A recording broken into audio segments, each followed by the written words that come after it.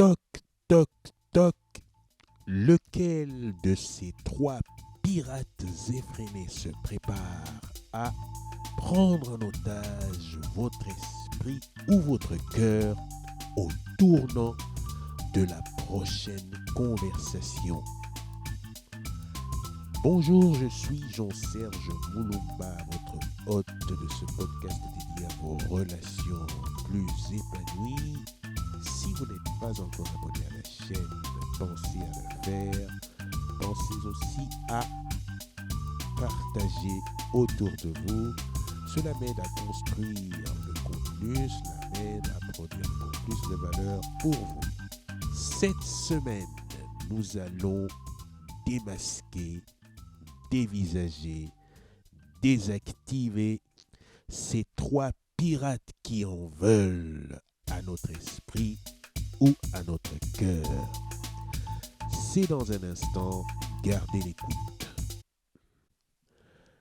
Il est important de rappeler que les conversations interpersonnelles sont un lieu d'échange de signaux, d'informations sur le plan verbal comme sur le plan non verbal. Par conséquent, il y a un flot d'idées, de pensées, d'émotions, d'assignations, d'ordre, de souhaits, d'espoir, d'espérance qui sont émis au cours de cette conversation, encadrés par des normes sociales, des ambiguïtés, des non-dits, des tabous et des incompréhensions.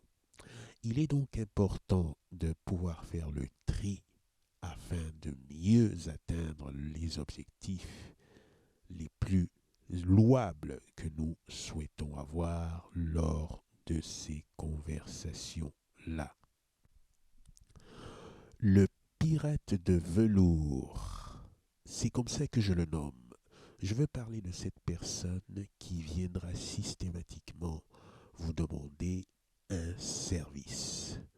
Ça peut être ce collègue qui vous demande au travail de le remplacer parce qu'il ne pourra pas être là, il ne pourra pas terminer ses horaires et voudrait que vous puissiez faire l'affaire et assumer ses tâches pendant qu'il n'est pas là. Mais cette demande sera récurrente. Ça peut être cet étudiant en mathématiques, économie, philosophie ou biologie qui aura toujours oublié de prendre ses cours avec lui et qui viendra vers vous, vous demander si vous pouvez lui filer un coup de main en lui prêtant les vôtres, de sorte qu'il puisse être à jour.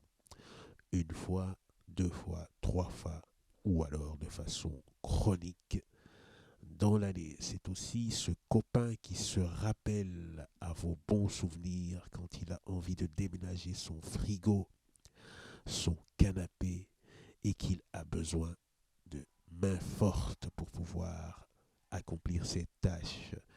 Hélas, il ne pensera qu'à vous qu'à ces moments-là et pas avant ou après. Ça peut être aussi ce compagnon, cet ami qui, à chaque fois, se retourne vers vous pour demander un petit peu d'argent, pour assouvir quelques besoins, de quelque ordre que ce soit, mais cela de façon complètement systématique et unidirectionnelle. La caractéristique de ce pirate est qu'il est toujours dans cette dynamique unique. Vous l'auriez compris, la personne dans ses costumes de pirate de velours demande 9 fois sur 10. Maintenant, sa coiffure ne lui convient pas. Sa maison est définitivement trop petite. Son travail est astreignant. Ses amis ne sont pas à la hauteur. Ses ennemis le sont encore moins. Ses voisins n'en valent pas la peine. Vous l'avez deviné, c'est le pirate épineux.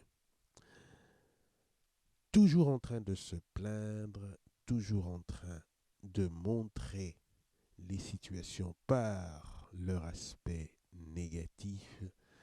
Elle est victime des personnes, elle est victime des situations, elle est victime de ses propres idées. Elle en veut à la terre entière. Sa caractéristique est donc de se lamenter, de se tourmenter et de faire en sorte de vous joindre à ce Capharnaüm.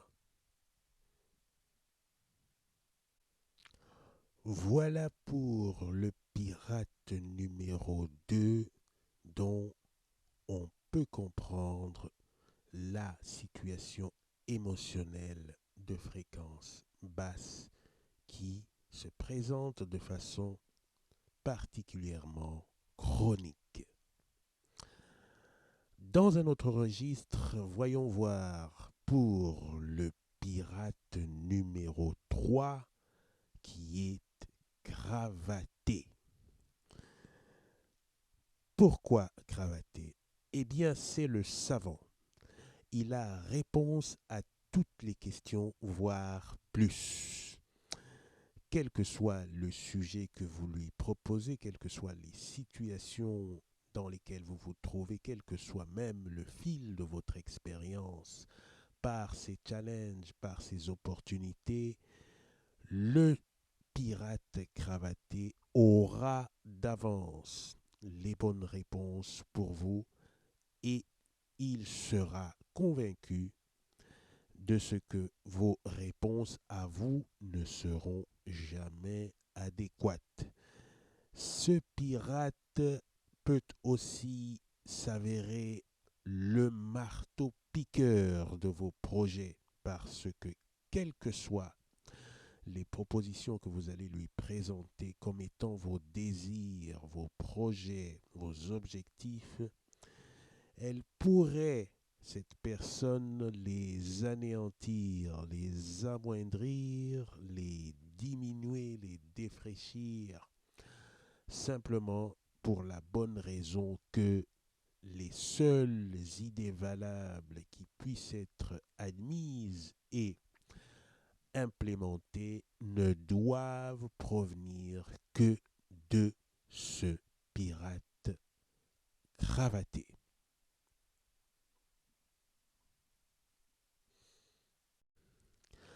Les situations du quotidien nous emmènent à endosser des rôles. 1. C'est une attitude parlante que celle de demander un service. 2. C'est une attitude vivante que celle de s'émouvoir pour une situation. Et 3. C'est une attitude inspirante que celle de donner son avis éclairé pour apporter son aide. Vous l'aurez compris, tout est donc une affaire de dosage et il s'agit de pouvoir respecter une certaine harmonie. Toc, toc, toc, qui c'est qui rentrera dans votre prochaine conversation? Maintenant, vous saurez les détecter. Cet épisode est à présent terminé. Si vous l'avez apprécié, n'hésitez pas à poser un like. Pensez aussi à vous abonner, à écouter les épisodes précédents, à partager autour de vous. Tout ceci m'aide à construire plus de contenu pour vous. Je vous dis à la semaine prochaine.